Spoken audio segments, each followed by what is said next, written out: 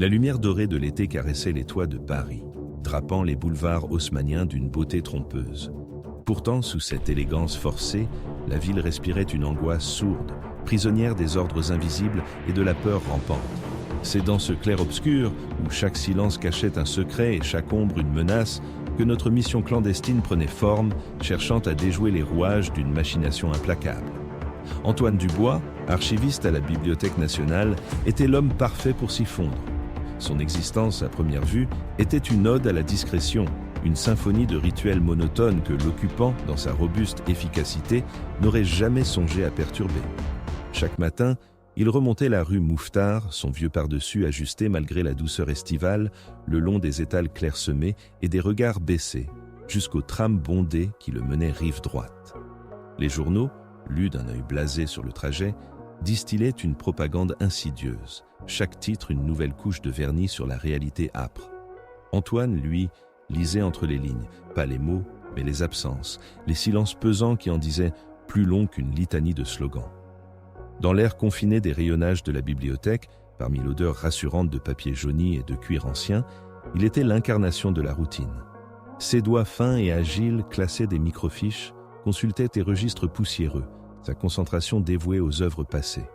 Personne ne suspectait l'œil clinique qui, au-delà des parchemins, enregistrait les allées et venues des officiers allemands dans le quartier, la longueur des files d'attente pour le pain ou l'apparition de nouvelles affiches toujours plus virulentes tapissant les murs de Paris d'un venin antisémite.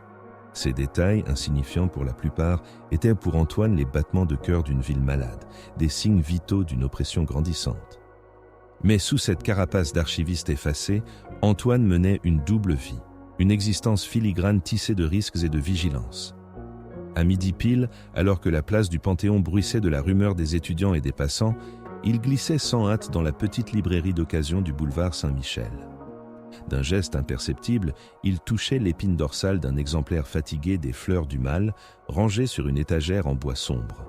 Un mince ruban de soie rouge, un marque-page oublié, était son message. Il le prélevait, le remplaçait par un ruban bleu anodin et en ressortait sans un mot, le cœur battant d'une cadence à peine plus rapide. Le ruban rouge contenait, plié en 4, une microfiche minuscule. Observation sur le moral des troupes allemandes après les dernières rumeurs de revers à l'Est, un plan d'une nouvelle patrouille dans le Marais ou des détails sur les rations de charbon confisquées. Des informations mineures, certes, mais chaque pièce du puzzle comptait.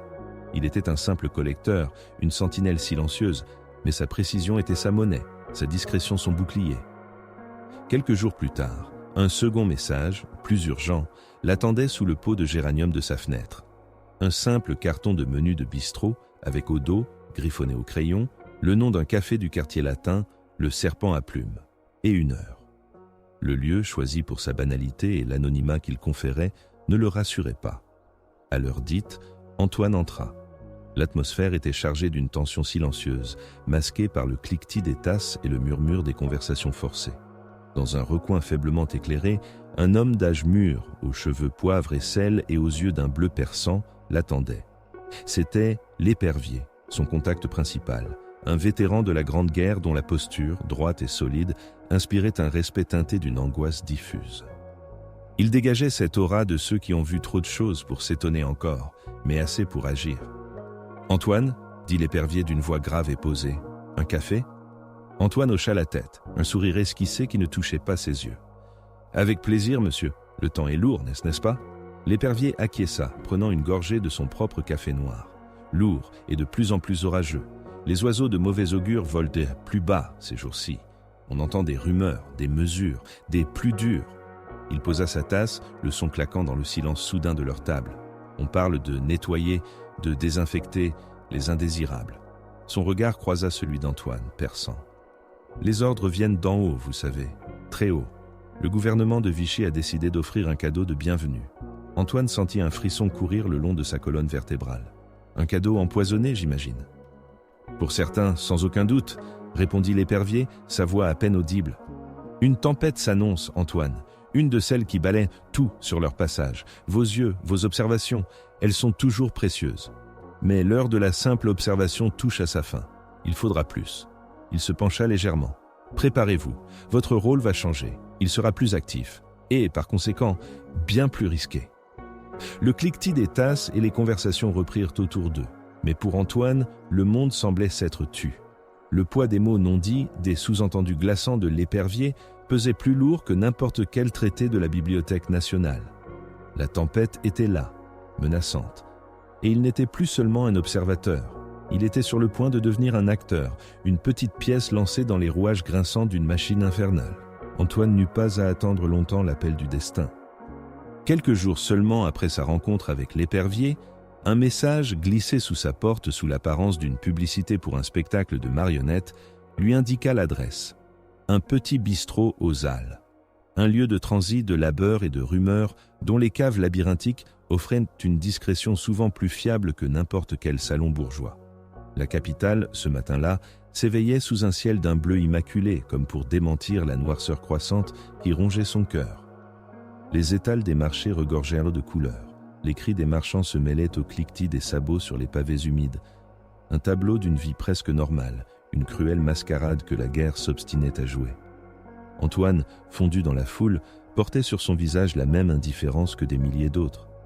Pourtant, chaque pas le rapprochait d'un abîme dont il ne connaissait pas encore la profondeur. Il trouva le bistrot, une façade anonyme entre une poissonnerie et une boulangerie. Un coup discret sur la porte de service arrière, un mot de passe murmuré, et il fut introduit dans une obscurité tiède au relent de terre et de vin. L'escalier de pierre, étroit et raide, le mena vers une cave voûtée, éclairée par une unique lampe à pétrole qui jetait des ombres dansantes sur les murs humides. L'épervier l'attendait déjà, sa silhouette massive se détachant sur l'un des tonneaux de bois qui servaient de table.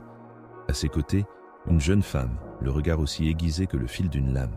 « Céleste », se dit Antoine, reconnaissant la description murmurée par l'épervier lors de leur dernière rencontre. Ses cheveux, d'un noir profond, étaient tirés en arrière, révélant un visage aux traits fins mais empreint d'une détermination farouche.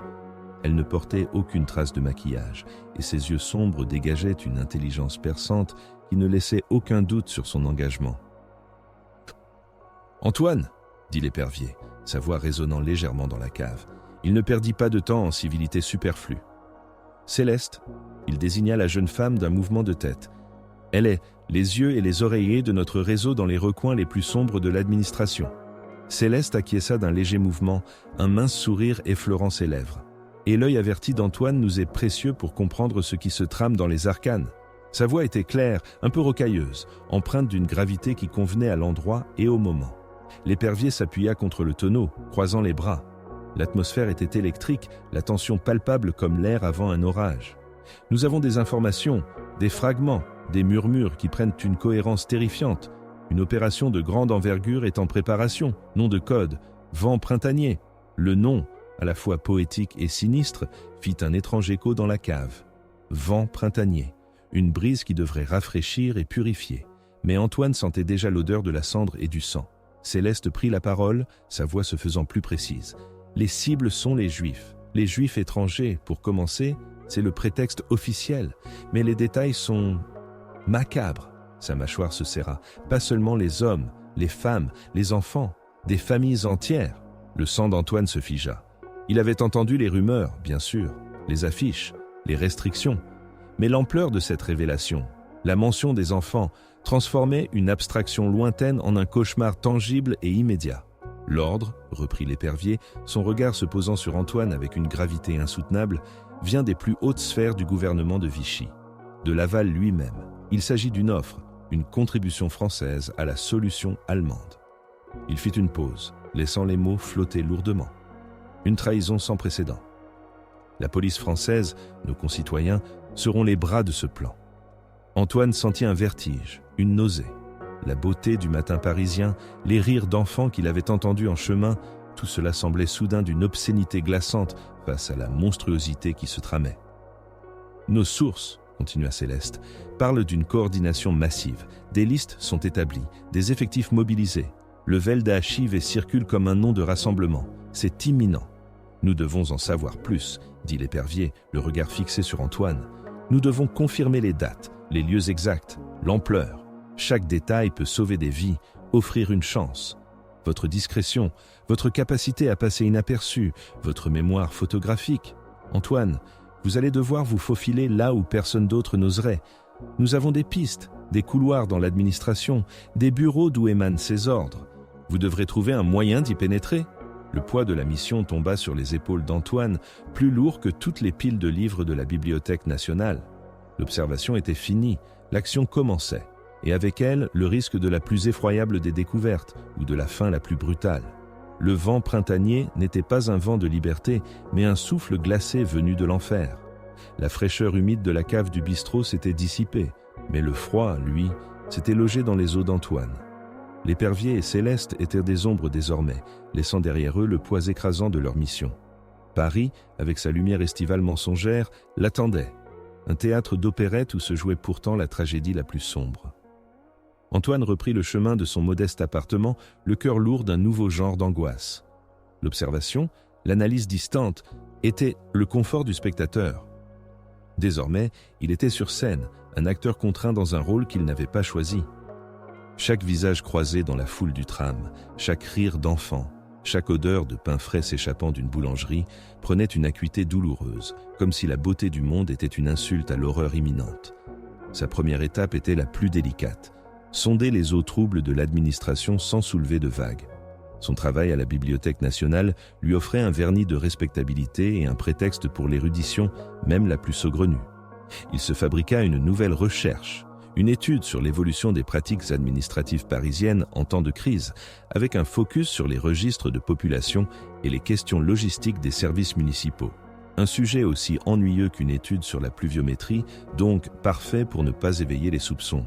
Le lendemain, sous un soleil d'août déjà pesant, Antoine se présenta à la préfecture de police, non pas au service sensible des renseignements généraux, mais à un département plus terre-à-terre, celui des affaires générales, chargé de l'état civil et des recensements. Le bâtiment, massif et austère, respirait une autorité poussiéreuse.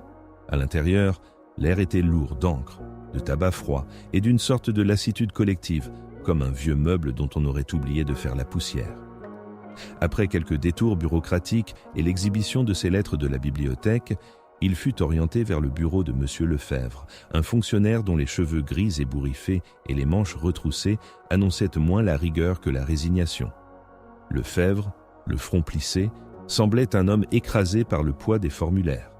Encore un historien, gromassa Lefebvre, sans lever les yeux de ses papiers, des feuilles jaunies par l'usage et la négligence. On n'a que ça, des curieux. Vous cherchez quoi, jeune homme? Les entrailles de la bureaucratie? Antoine sourit, un sourire mince, presque désolé, qui ne parvenait pas à masquer la tension palpable dans ses yeux. En quelque sorte, monsieur, je m'intéresse au système de classification, aux méthodes par lesquelles une ville gère ses flux, les mouvements de population, les recensements exceptionnels. Il choisit ses mots avec soin, semant des graines sans les nommer. J'ai cru comprendre que des mesures de regroupement administratif étaient à l'étude. Pour les populations non françaises, peut-être? Lefebvre leva enfin les yeux. Son regard était terne, marqué par la fatigue, mais un éclair de quelque chose, de l'amertume, de la peur, traversa ses pupilles comme la brève lueur d'une allumette dans l'obscurité. Des regroupements? Oh, il y en a toujours, mon cher monsieur. Le grand jeu des chaises musicales. On déplace, on reclasse, on répertorie. Surtout en ce moment. Les dossiers s'empilent plus vite que nous ne pouvons les traiter. Il tapota une pile de fiches qui menaçaient de s'effondrer. Et les non-français, comme vous dites, sont toujours les premiers servis. On ne va pas gaspiller le bon papier. Je m'interrogeais sur l'ampleur, poursuivit Antoine, la voix basse, presque une confidence. Les procédures actuelles, des directives spéciales, des sites désignés pour ces regroupements. On parle de lieux de grande capacité. Lefebvre soupira, un son rauque qui venait du fond de sa gorge, comme le souffle d'une cheminée encrassée. Il saisit une carafe d'eau et remplit un verre d'un geste lassé, sa main tremblante, révélant plus que ses paroles. De grande capacité, dites-vous? Il but une gorgée, puis baissa la voix, presque un murmure. Écoutez, monsieur l'historien, dans l'administration, on ne parle pas de lieu, on parle de solutions logistiques. Et ces solutions changent plus vite que la météo. Mais oui, on a des requêtes, des grosses, pour du matériel de couchage, des rations. Et des formulaires, toujours plus de formulaires, pour les identifications temporaires et les transferts. Antoine sentit un frisson courir le long de sa colonne vertébrale. Des identifications temporaires, des transferts. Il osait à peine demander le reste. « Et ces identifications ?» reprit Antoine, s'efforçant de maintenir un ton neutre comme s'il discutait du temps qu'il faisait. « Elles concernent quelle catégorie ? Des familles ? Des enfants ?» Lefebvre renifla, un bruit court et sec comme un claquement de doigts fatigué. « Toutes les catégories, mon cher. Un grand filet, vous savez. On ne trie pas le poisson avant de le remonter. Les directives sont larges, très larges et très très urgentes. On nous a demandé d'être prêts pour des dates précises la semaine prochaine. » Il désigna du menton une liasse de papier sur le coin de son bureau, comme une montagne de péchés muets. Même les enfants ont leur fiche maintenant, pour le bon ordre. Le bon ordre. Le masque de civilité de Lefebvre glissa un instant, révélant une horreur fatiguée et une impuissance profonde. Antoine n'eut pas besoin d'en entendre plus. L'ordre concernait les enfants, les familles, et c'était pour la semaine prochaine. Alors qu'il prenait congé de Lefebvre, son esprit tourbillonnant d'une certitude glaciale, le couloir résonna soudain de bruits de bottes lourdes et d'éclats de voix gutturales. Une patrouille de la Wehrmacht, menée par un officier à l'air sec et autoritaire, venait d'entrer dans la préfecture, sonnant une inspection inopinée. Les visages des fonctionnaires se figèrent, prenant la couleur du papier sulfurisé. Antoine, le cœur battant à tout rompre, sentit un étau se resserrer autour de sa gorge. Il était là, un espion au cœur de la bête administrative, et les prédateurs venaient de faire irruption. Les soldats n'étaient qu'à quelques mètres. Sa pochette, avec les fausses lettres de la Bibliothèque nationale, semblait soudain peser des tonnes, une preuve accablante. Il devait disparaître, se fondre dans le décor, redevenir l'ombre qu'il avait toujours été, avant que le bon ordre ne l'engloutisse lui aussi. Il s'appuya contre le mur, tentant de se faire le plus petit possible, ses yeux fixés sur la sortie, chaque fibre de son être hurlant de fuir. La beauté trompeuse de Paris n'avait jamais été aussi lointaine. L'irruption des bottes de la Wehrmacht dans les couloirs feutrés de la préfecture fut un signal, clair et brutal, que la discrétion d'Antoine ne tiendrait qu'à un fil. L'officier allemand, d'une froideur métallique, balayait l'assemblée des fonctionnaires effarés d'un regard scrutateur, comme un chef d'orchestre évaluant son orchestre avant de donner le signal du désastre. Antoine, plaqué contre le mur, transforma son corps en une ombre parmi les ombres, son visage en une toile blanche d'indifférence. Il n'était plus l'espion, ni l'archiviste, mais un simple décor, un grain de poussière dans le flux administratif. Le cœur battant à la chamade, il se fraya un chemin imperceptiblement vers une porte de service dérobée, celle qu'il avait repérée lors de ses précédentes visites. Il fallait se mouvoir sans hâte, avec la fausse certitude de celui qui est à sa place, même si sa place était désormais celle d'un homme qui portait sur ses épaules le poids des ombres à venir. Un regard croisa le sien, celui d'un jeune gendarme français, le teint cireux, qui sembla un instant hésiter, puis détourna les yeux, complice passif de son silence ou peut-être de son propre désarroi.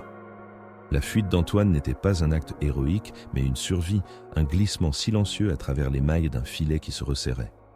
Dans la rue, le soleil de Paris jouait toujours avec les toits de zinc, mais sa lumière, autrefois si douce, semblait désormais acide, mordante.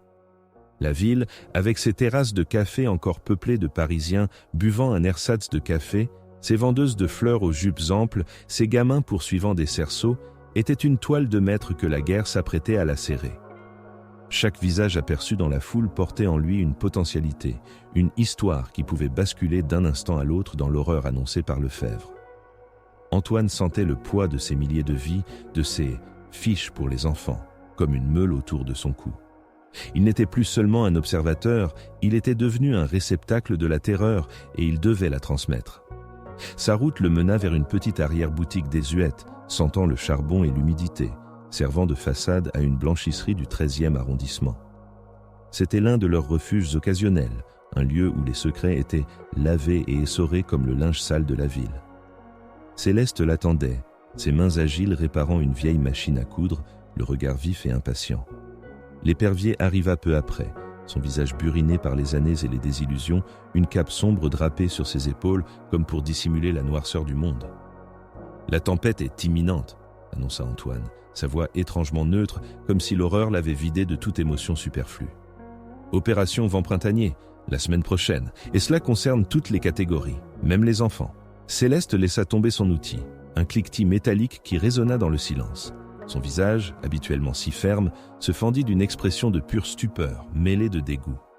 Des enfants? Ils n'ont donc aucune dignité, aucune pitié? L'épervier soupira, un souffle lourd qui semblait charrier le poids des siècles de folie humaine. La pitié est un luxe que les monstres ne connaissent pas, ma chère. Surtout quand elle vient d'un gouvernement qui a vendu son âme pour un simulacre d'ordre. Il s'approcha d'une carte de Paris épinglée au mur, parsemée d'épingles colorées. Les informations que nous avons recoupées concordent. Hitler a exigé de Pétain et de Laval un nettoyage de la zone occupée. Et Laval, ce serpent, a même insisté pour inclure les juifs étrangers, y compris les enfants. Une monstruosité pour laquelle il espère des points auprès du Führer.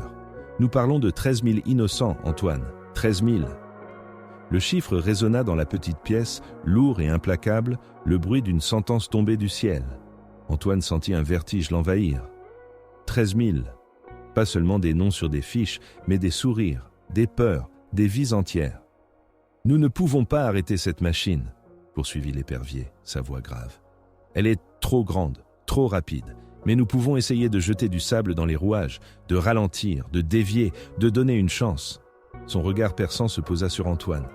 Votre position à la Bibliothèque nationale, Antoine, votre accès à des réseaux insoupçonnés, vous êtes notre meilleure chance d'anticiper les listes, de créer de fausses pistes, de falsifier des documents. Vous avez les yeux, les oreilles et surtout, l'invisibilité. Le devoir l'appelait au-delà de sa nature discrète, au-delà des murs de papier et d'encre qui avaient toujours défini son existence. Il était un archiviste, pas un homme d'action, mais le silence des livres était désormais assourdissant face aux cris silencieux des condamnés. Votre première mission est de trouver un moyen d'obtenir les listes précises, ou du moins les critères exacts de ciblage, expliqua l'épervier. Et vite, chaque heure compte, Céleste sera votre contact sur le terrain, elle se chargera des liaisons et du matériel nécessaire. Antoine hocha la tête, un assentiment silencieux et résolu. Le masque de l'archiviste venait de tomber. Il était désormais un rouage essentiel, un fil ténu dans la grande toile de l'ombre, luttant contre une obscurité qui menaçait d'engloutir Paris tout entier. Il quitta la blanchisserie, la rue Mouffetard, grouillante de vie, n'avait jamais paru si irréelle. La beauté trompeuse de Paris n'avait jamais été aussi lointaine, et pourtant, elle restait là, un défi silencieux à l'horreur qu'il portait désormais en lui. Il devait agir, pour elle, pour eux. Le pas d'Antoine, d'ordinaire si régulier, presque effacé, se fit lourd sur les pavés. Paris, sous cette lumière d'été qui ne parvenait pas à effacer l'ombre des uniformes, lui semblait étranger.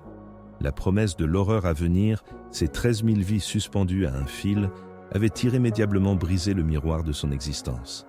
Il n'était plus l'archiviste discret, le gardien silencieux des savoirs morts. Il était devenu un homme chargé d'un fardeau invisible, un contrebandier de l'espoir dans une ville vouée au désespoir. De retour à son petit appartement de la rue Mouffetard, l'odeur rance du tabac froid et le silence habituel lui parurent soudainement hostiles. Chaque livre sur l'étagère, chaque feuille de papier sur sa table témoignait d'une vie qu'il ne pouvait plus mener. Comment un homme dont la principale compétence était de classer les morts pouvait-il empêcher ceux qui respiraient encore de le devenir? Le vertige était une lame sourde sous ses côtes. Le lendemain, la Bibliothèque nationale semblait avoir perdu sa gravité solennelle, remplacée par une sorte de légèreté sinistre. Les chuchotements des étudiants, le froissement des pages, les rayons de soleil filtrant à travers les hautes fenêtres ne cachaient plus la rumeur du monde extérieur. Antoine s'efforça de se fondre dans sa routine, parcourant les allées de manuscrits, mais son esprit était une ruche bourdonnante. Où commencer? Les listes, les critères. Comment se procurer les fantômes d'une administration meurtrière? Il tenta d'abord par son propre domaine, parcourant des registres d'archives d'avant-guerre, cherchant des précédents de recensement, de décrets restrictifs, d'indices dans le labyrinthe bureaucratique. Rien. Les rouages de cette machine étaient neufs, huilés par une haine inédite. Les informations ne seraient là pas dans des volumes jaunis, mais dans les dossiers brûlants de la préfecture, dans les bureaux des commissariats, dans les mains d'hommes aux consciences souples. Il modifia imperceptiblement son trajet quotidien, longeant désormais des artères plus officielles, s'attardant dans des cafés plus proches des bastions de l'administration. Il observait, son regard d'archiviste scrutant les visages, les voitures officielles, les allées et venues des fonctionnaires. La beauté de Paris, avec ses façades haussmanniennes immaculées et ses jardins publics où jouaient encore quelques enfants, créait un contraste insoutenable avec la tension palpable qui s'infiltrait sous chaque pavé, derrière chaque persienne close. Chaque rire d'enfant sonnait comme une note dissonante, fragile, menacée. Un après-midi, attablé à une terrasse non loin de la place Saint-Michel, il remarqua une Bentley noire, trop luxueuse pour la guerre, qui s'arrêtait régulièrement devant un immeuble discret. Des hommes en imperméables sombres en descendaient, leur démarche empreinte d'une autorité glaciale. Ce n'était pas la Gestapo, mais des Français, certains arborant le pins de la milice, d'autres l'insigne plus subtil d'une certaine brigade spéciale. Antoine sentit un frisson courir le long de sa nuque. Ces hommes-là étaient sous les rouages français de la machine. Il saisit son journal, se camouflant derrière les gros titres censurés, sentant les yeux peser sur lui, ou du moins la possibilité d'être vu. Il n'était plus invisible, il était désormais un homme qui regardait. Et cela, c'était un danger. Le rendez-vous avec Céleste eut lieu dans une petite librairie d'occasion de la rue de l'Odéon, un lieu où les livres servaient de paravent à bien des trafics. Le propriétaire, un vieil homme aux lunettes épaisses, feignit une conversation animée avec Antoine au sujet d'une rare édition de La Bruyère. Céleste, sous l'apparence d'une étudiante en quête de manuel, se glissa à côté d'eux. Elle n'avait pas l'air de l'épervier, sa gravité silencieuse, mais une détermination plus vive, plus nerveuse. « Alors, archiviste, avez-vous déniché le fil d'Ariane dans ce labyrinthe infernal ?» murmura-t-elle, sans même le regarder, son œil balayant les ouvrages de philosophie ancienne. Antoine répondit sur le même ton, son regard fixé sur un exemplaire délabré des Pensées de Pascal. « Le labyrinthe n'est pas fait de papier, mademoiselle. Il est fait de chair et de conscience corrompue. Les listes ne sont pas dans les annales, mais dans les poches de ceux qui appliquent ces ordres abjects. J'ai observé des mouvements, des hommes. Ils ne sont pas tous allemands. »« Nous le savons, » rétorqua Céleste, sa voix basse et urgente. « L'épervier pense à la préfecture, à la brigade des affaires juives. Ce sont eux qui orchestrent la rafle. Nous avons un nom, le capitaine Henri Bertrand. Un homme nouveau, ambitieux et sans scrupules. Il coordonne les fiches et les critères pour les Prussiens. Il aime les restaurants chics, les femmes et l'alcool cher. Mais il est également un paranoïaque et il a un secrétaire, un certain monsieur Dubois. » Elle marqua une pause, un sourire fugace effleurant ses lèvres. « Aucun lien de parenté, j'espère. Ce Dubois-là est une souris grise, mais il a la clé de son bureau pour le week-end. Le capitaine part souvent à la campagne. » Antoine sentit un souffle froid lui traverser l'échine. Un capitaine, un secrétaire. C'était une piste concrète, mais terriblement dangereuse. L'idée de s'introduire dans la préfecture de police, de violer le sanctuaire de l'ordre public, le fit vaciller. Un homme avec des vices est un homme avec des faiblesses, continua Céleste. Et un secrétaire qui a les clés est une aubaine. Votre talent, Antoine, n'est pas de casser des portes, mais de les ouvrir sans que personne ne le sache, de vous fondre, d'être là où personne ne s'attend à vous voir. Elle posa une main légère sur un livre voisin du sien, un geste aussi bref qu'une étincelle. Nous avons besoin de savoir où cette rafle va frapper en premier, qui sont les cibles prioritaires. Les listes, Antoine, il faut les voir. Même une minute. Antoine hocha lentement la tête, l'image du capitaine Bertrand et de son secrétaire, ce monsieur Dubois, se dessinant dans son esprit. La machine qu'il devait saboter avait un visage, une adresse. Le silence des livres ne lui offrait plus de refuge. Il était temps d'écrire sa propre page, à l'encre invisible du danger. L'image du capitaine Bertrand et de son insignifiant secrétaire, Dubois, s'ancra dans l'esprit d'Antoine avec une clarté effrayante. La première étape, pensa-t-il, était l'observation. Céleste avait raison. Sa force n'était pas la violence, mais l'invisibilité. Il devint une ombre méthodique, adaptant ses trajets quotidiens pour se fondre dans le balai des rues parisiennes.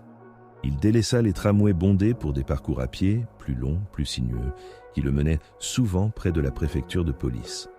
De son banc dans un square voisin, sous prétexte de lire un vieux livre de philosophie, dont les pages jaunies masquaient son attention aiguisée, il étudiait la danse rituelle des fonctionnaires et des passants. Bertrand, avec sa démarche assurée, son costume impeccable et son air suffisant, était facile à repérer.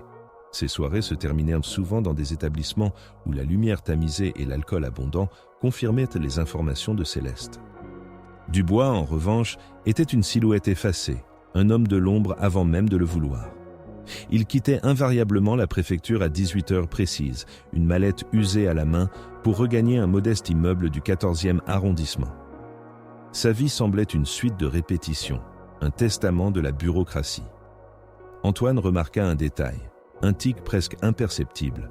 Chaque vendredi après-midi, Dubois, avant de verrouiller la porte du bureau du capitaine pour le week-end, tirait une dernière fois sur la clé comme pour s'assurer de sa solidité, puis la glissait dans une pochette intérieure de sa veste. Une routine immuable, presque rassurante dans son ennui. C'était là que la faille se trouvait. Le plan de Céleste était audacieux, presque téméraire.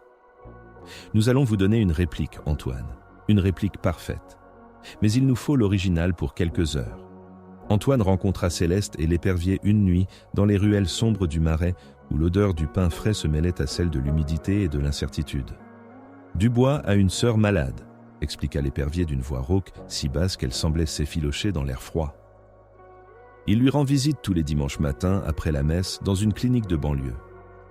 Céleste ajouta, un sourire froid et déterminé sur les lèvres, « Un accident mineur, une chute dans le tram. Rien de grave, juste assez pour semer la confusion. Un portefeuille volé, un sac perdu, la panique d'un petit fonctionnaire. Nous ferons en sorte qu'il soit assisté par quelqu'un de notre réseau, un bon samaritain, qui trouvera sa clé au bon moment. » L'idée le répugnait. Exploiter la vulnérabilité d'un homme innocent, même s'il était l'engrenage d'une machine sinistre. Mais la vision des affiches antisémites, des visages inquiets qu'il croisait chaque jour, pesa plus lourd. Le dilemme moral se noyait dans l'urgence des vies menacées. Le dimanche matin, Paris s'éveilla sous un ciel gris et bas, lourd de promesses de pluie. Antoine, le cœur battant à un rythme désordonné, reçut la petite clé en laiton quelques heures plus tard.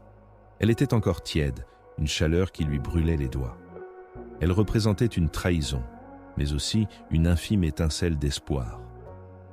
Le réseau avait tenu parole. Dubois, légèrement choqué par une bousculade et la perte temporaire de ses affaires, avait été aidé par un homme charmant qui lui avait rendu sa pochette, moins une clé.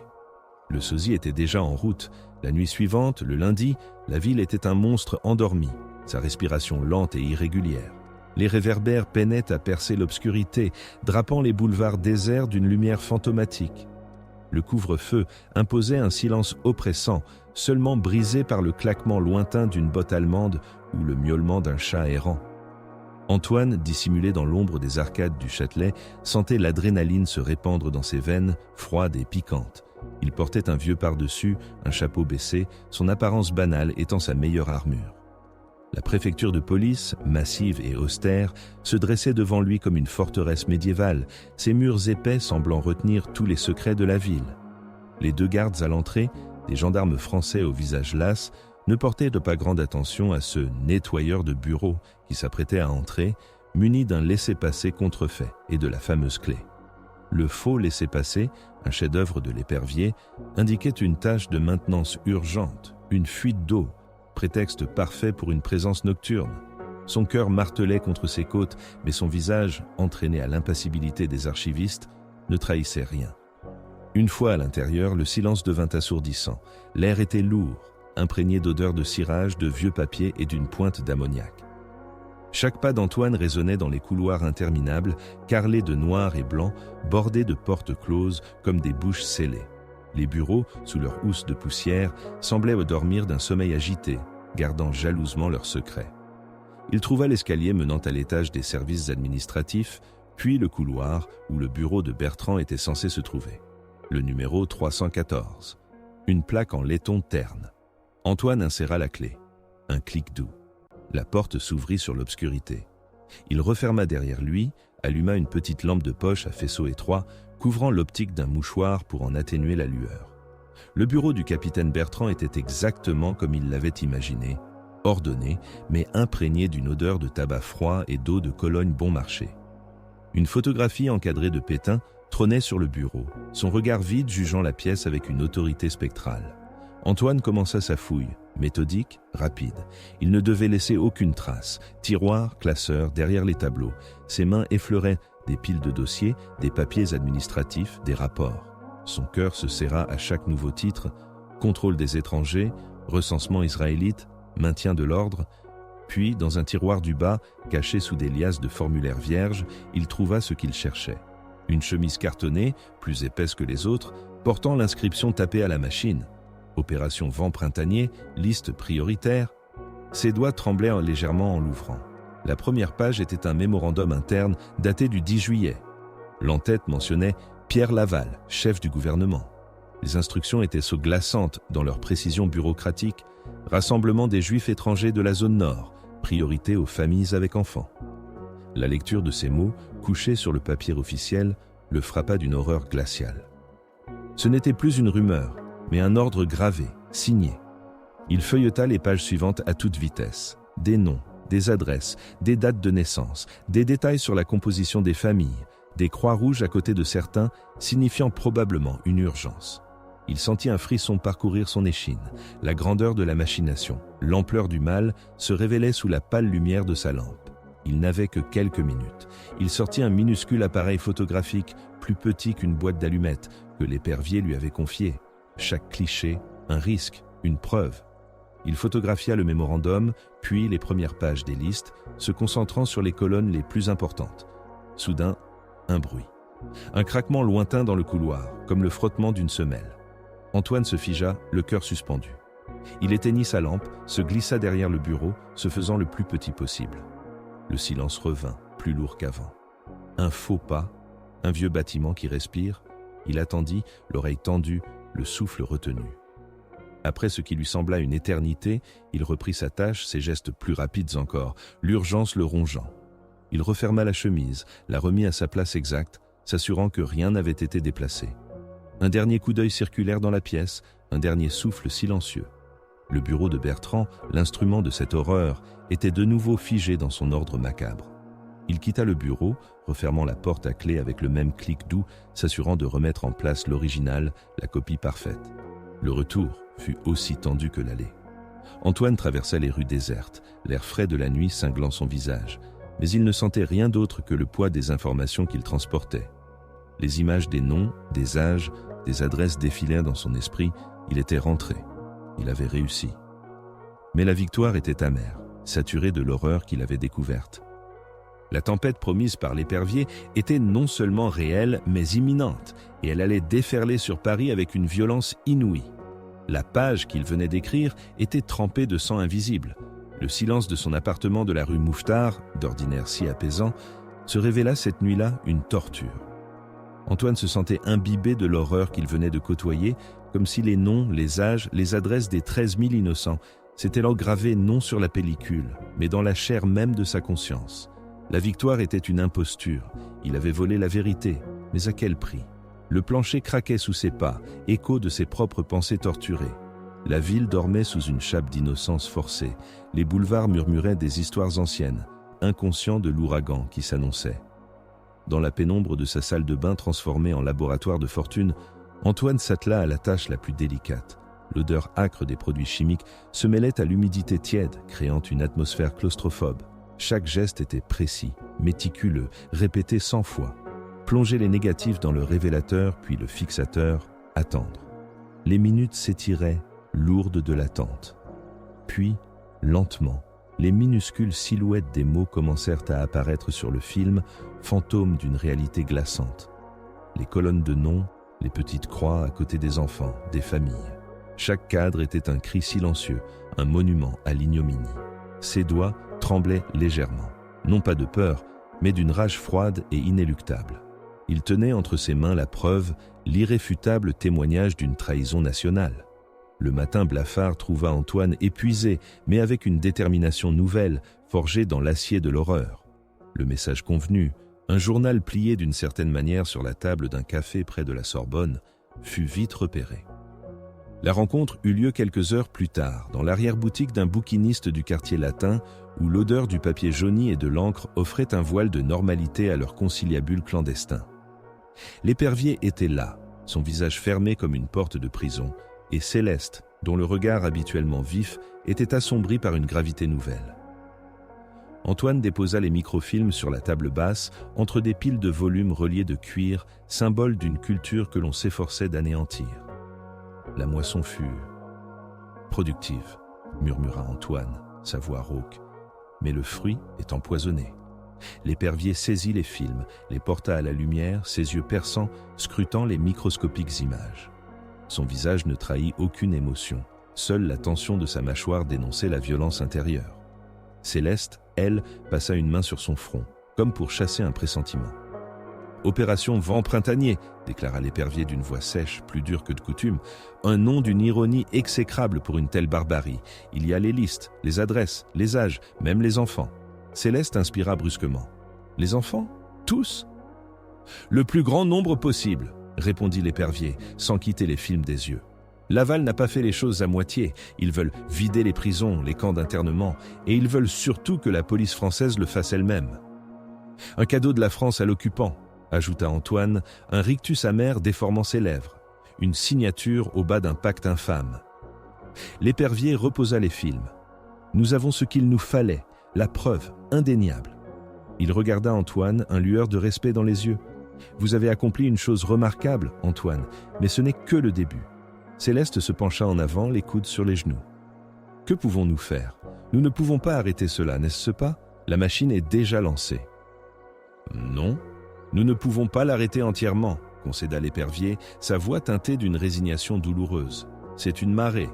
Mais nous pouvons tenter de sauver quelques âmes, prévenir ceux que nous pouvons, disperser l'information, alerter les réseaux de salut, et surtout nous devons envoyer ceci à Londres, que le monde sache, que l'histoire se souvienne de cette abomination orchestrée par des Français. Il se tourna vers Antoine. Votre rôle, mon ami, va changer. Vous n'êtes plus l'archiviste silencieux, vous êtes devenu le porteur de cette vérité sanglante. Il faudra désormais user de vos talents pour disséminer ces noms, ces visages. Chaque nom sauvé sera une petite victoire, chaque mot diffusé, une graine de résistance. Antoine sentit le poids de cette nouvelle responsabilité l'écraser, puis l'élever. Les boulevards haussmanniens, inondés par le soleil d'un juillet traître, n'avaient jamais paru aussi cruels, leur beauté si obscène face à l'horreur découverte.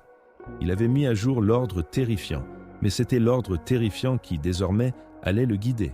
La tempête était là, et il devait s'y jeter, armé de ses microfilms et de sa détermination, pour que ces milliers d'innocents ne soient pas condamnés à l'oubli.